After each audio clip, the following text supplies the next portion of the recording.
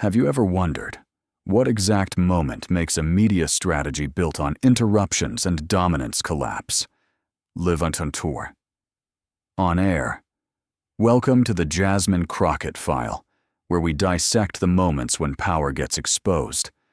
After 20 minutes of back and forth on criminal justice reform inside ABC's studio, the familiar script seemed to be repeating itself. Pam Bondi steamrolling, cutting people off, dismissing data. Jasmine Crockett pushed to the margins of airtime. And then something unexpected happened. Crockett leaned in slightly, lifted her hand just a touch, and her eyes shifted from calculated patience to a cool, fixed focus. The entire studio dropped into a weighted silence, not out of deference, but because power had just been called out. She didn't raise her voice. She counted the interruptions, drew a boundary, and posed the bigger question. Why is the only black woman at the table being pushed to the background by the system itself? Within seconds, the interrupter's advantage evaporated. The camera caught faces changing color. The speak louder to win playbook failed in the face of evidence and composure. And that's when the real confrontation began. Not about who talks louder, but who can hold the truth longer. If you want more stories like this, where knowledge and composure go head-to-head with raw power, hit subscribe and join our community at the Jasmine Crockett file. We bring you political moments that don't just shock, they inspire. In Chapter 2, we'll break down the pivot moment, how a single, small gesture can flip an entire live television showdown.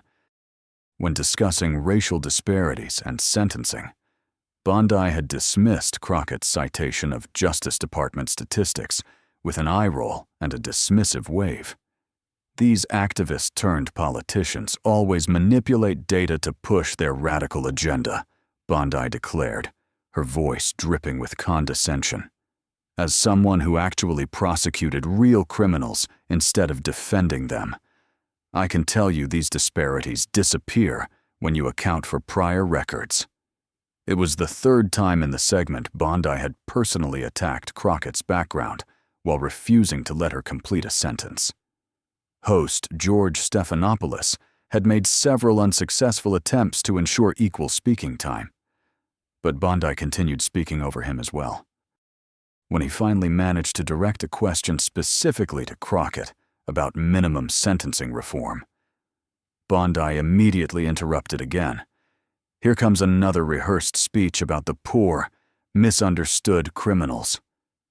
But this time, something unexpected happened. Instead of trying to speak over Bondi or appealing to the host, Crockett simply raised her hand slightly, fixed Bondi with an unwavering gaze, and spoke with quiet but unmistakable authority. "Miss Bondi," she said, her voice cutting through the interruption with razor precision. "I've allowed you to speak uninterrupted 7 times during this segment. I've attempted to respond 3 times, and each time you've talked over me. This pattern of behavior, systematically silencing the only black woman on this panel while demeaning my professional background, reveals more about your discomfort with certain voices being heard than it does about criminal justice policy." The studio fell completely silent as Crockett continued, her tone measured but resolute. "For the record, I prosecuted cases before becoming a defense attorney. So, I've seen our justice system from both sides, unlike yourself. The statistics I cited come directly from your own Justice Department during the previous administration, and most importantly, my lived experience as a black woman in America provides perspective that might benefit viewers if you could respect this conversation enough to listen occasionally, rather than attempting to dominate and dismiss."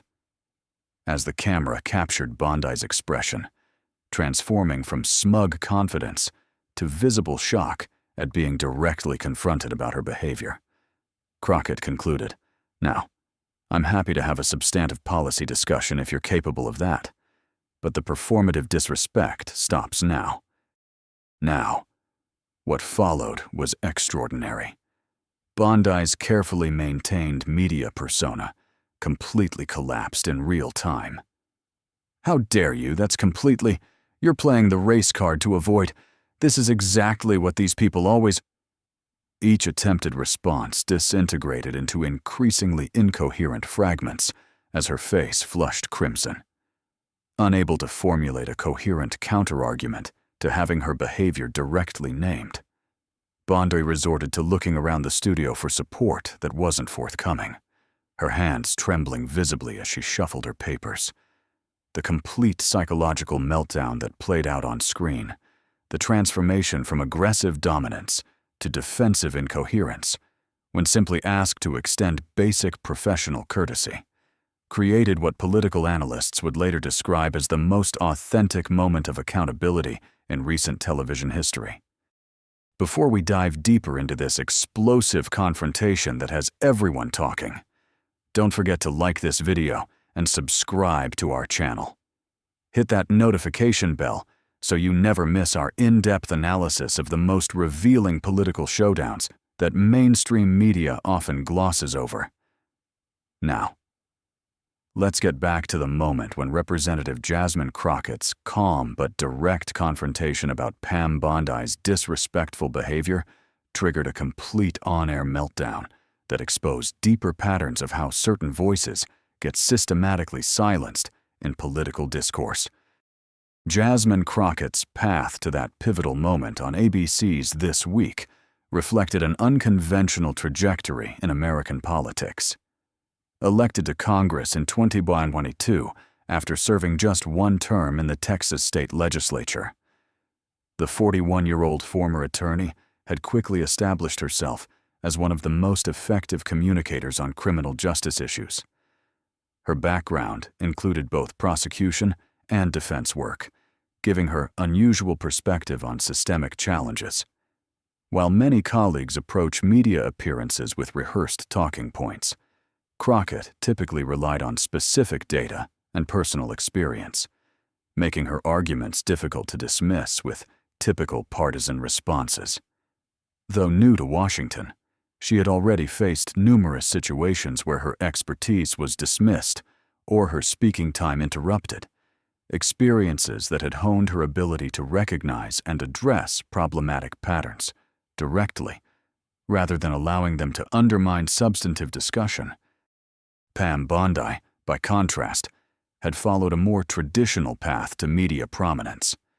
Florida's first female attorney general had leveraged her telegenic presence and tough-on-crime messaging into a successful career as a political commentator after leaving office. Her communication style typically combined confident assertions with dismissive treatment of opposing views, an approach that had proven effective in the combative format of cable news panels, where assertiveness often substituted for substantive engagement. Television rewards dominance, not dialogue, one media trainer had observed privately. Bondi understood that controlling speaking time and dismissing opponents, rather than engaging their actual points, keeps you from having to defend your own positions in detail. The ABC Roundtable had been scheduled as a substantive discussion of bipartisan criminal justice reform proposals gaining traction in Congress. For the first 20 minutes, the format followed the standard Sunday show pattern, brief exchanges between panelists, with Stephanopoulos attempting to ensure relatively equal time. But as the conversation turned to racial disparities and sentencing, the dynamic began to shift noticeably when Crockett cited Justice Department statistics showing black defendants received sentences nearly 20% longer than white defendants for similar crimes. Bondi immediately interrupted.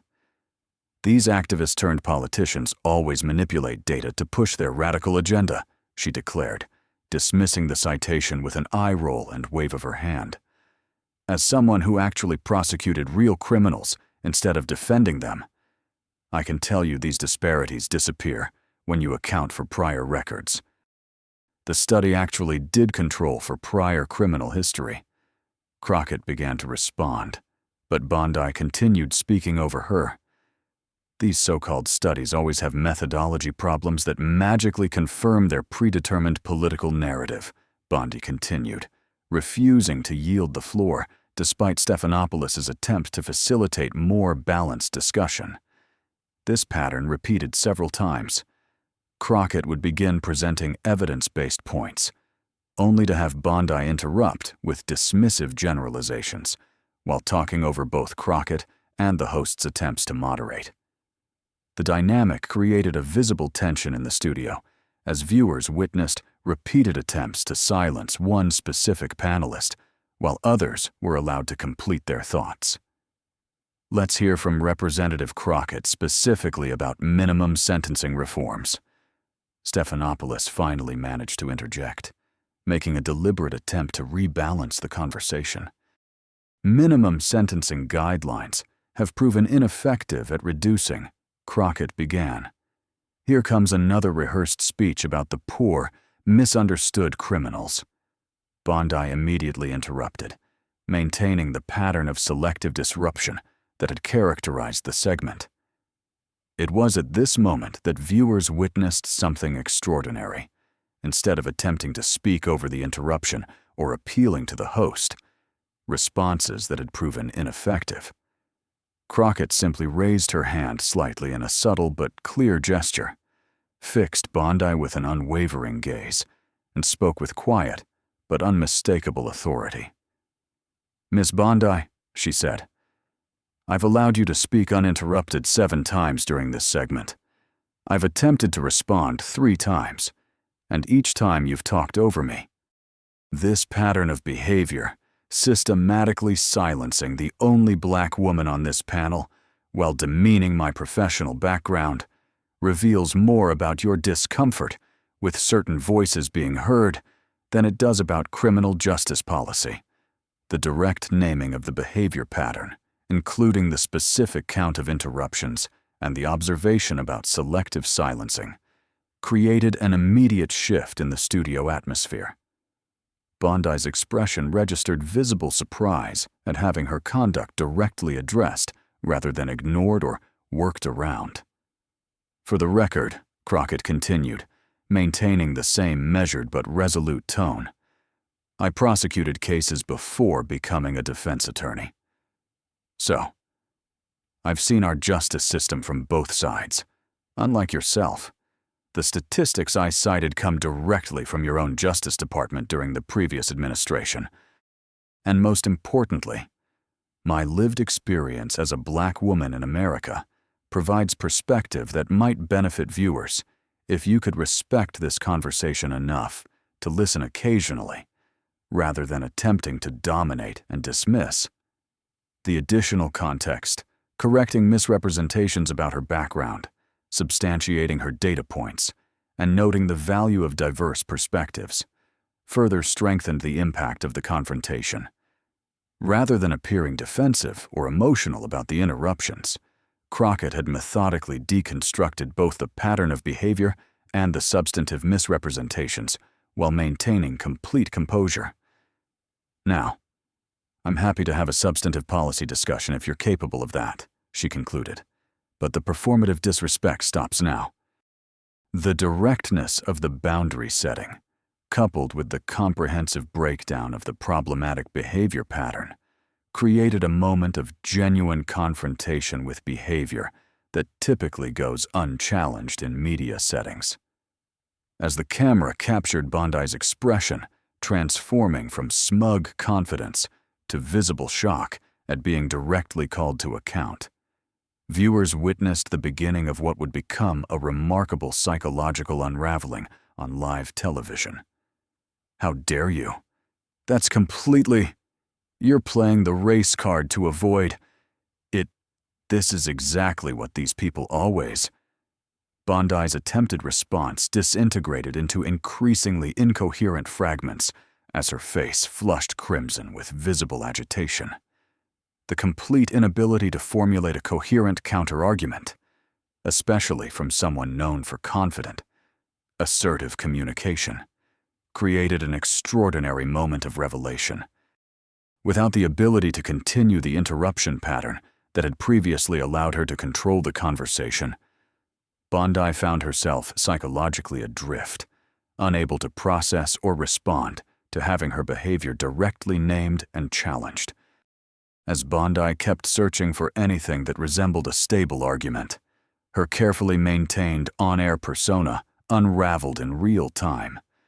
Moments earlier, those same hands had sliced the air with confidence. Now they trembled against a stack of papers that suddenly felt like loose scaffolding. Her eyes darted across the set, scanning for a sympathetic cue that never arrived. The shift was stark and human. From aggressive dominance to defensive incoherence, when all that was asked was a basic professional courtesy. Viewers didn't just see a lapse. They saw the soft underlayer beneath a hard, rhetorical shell. Sensing the break, George Stephanopoulos stepped in to restore structure.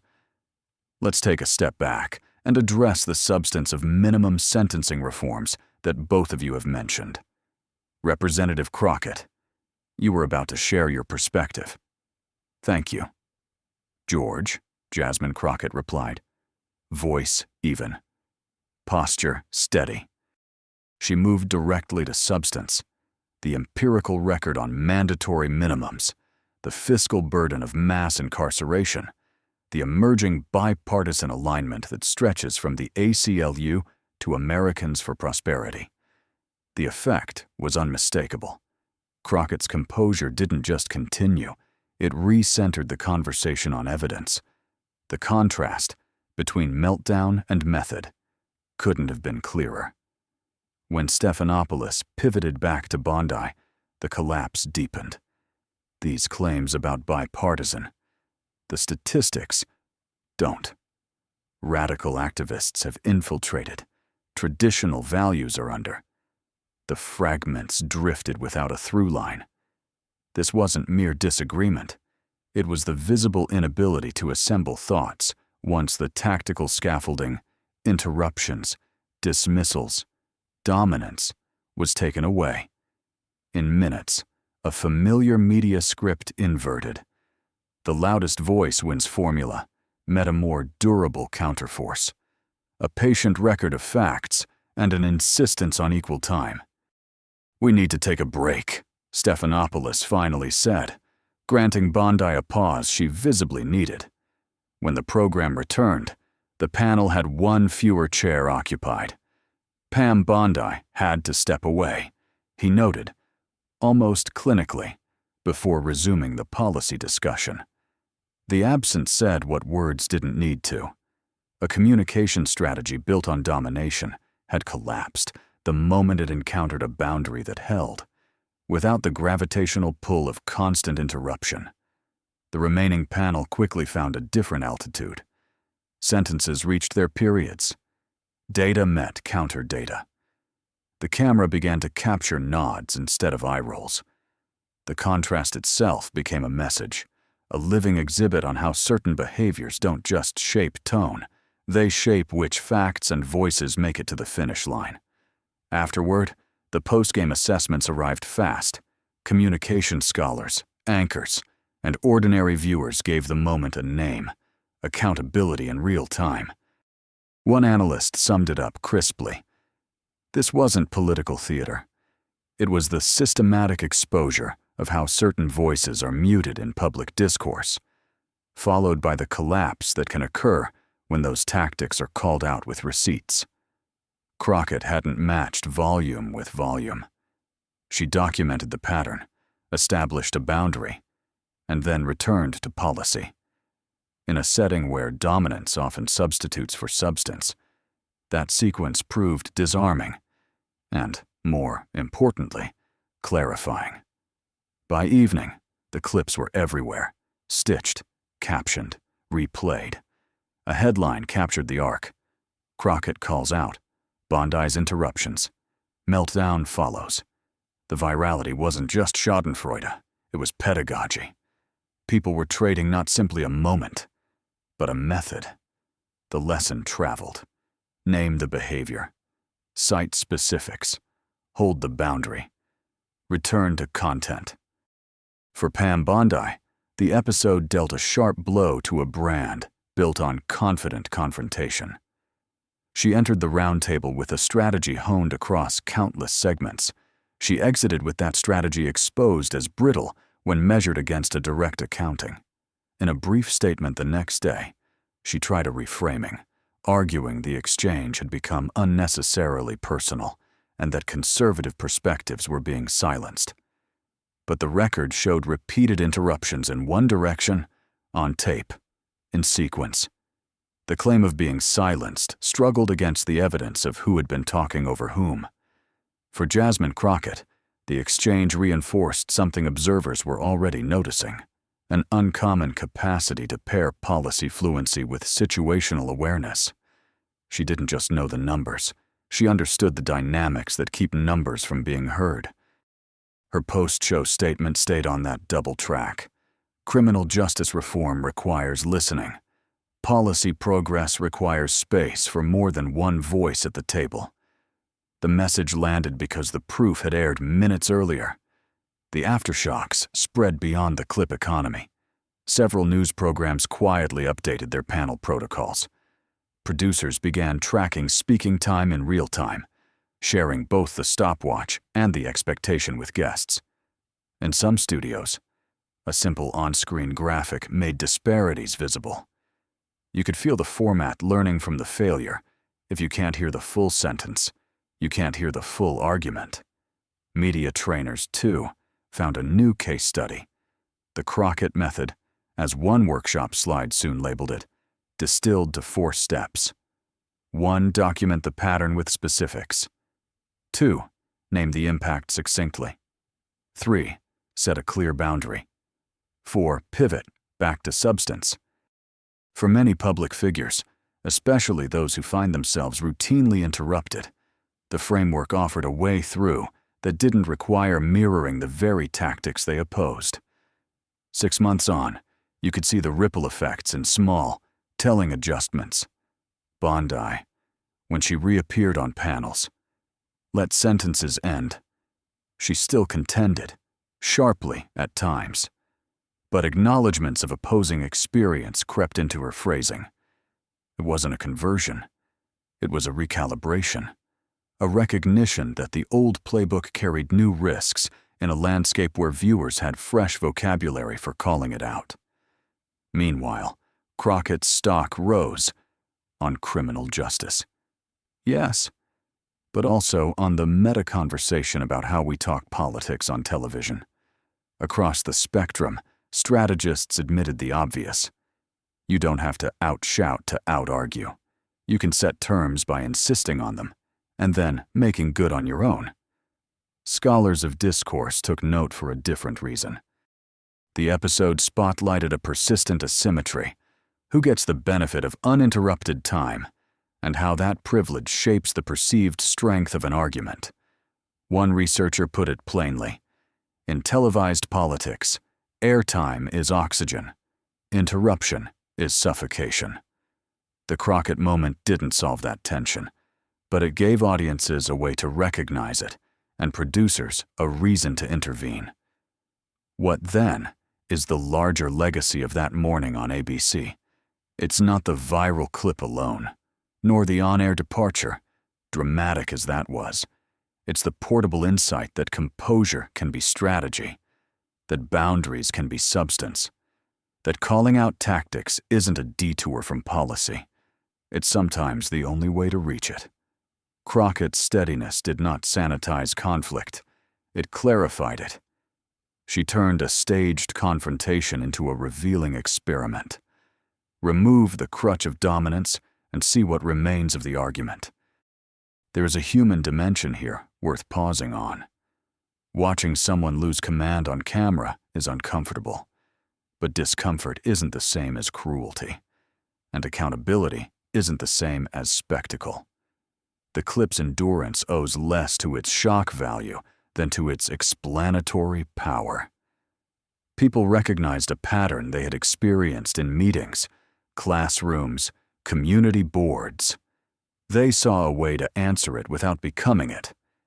If you trace the line from that studio to the present, You'll find small reforms and larger reflections. You'll find formats that breathe a little more. You'll find guests who prep not just their talking points, but their boundaries. And you'll find audiences more attuned to the machinery of conversation, the ways it can be rigged, and the ways it can be reset. That is the system-level change this story gestures toward. Not a wholesale reinvention of televised debate, but a recalibration of what counts as winning. Less dominance, more durability. Less volume, more verifiability. Less theater, more truth that can stand when the microphones go quiet. Share your thoughts below. I genuinely want to hear what resonates with our audience. If this conversation speaks to you, like, share, subscribe, and tap the notification bell so you don't miss future episodes. And before you go, watch the featured video on your screen. It's a story I'm especially proud of. Thank you for your support, and I'll see you next time. Jasmine Crockett File.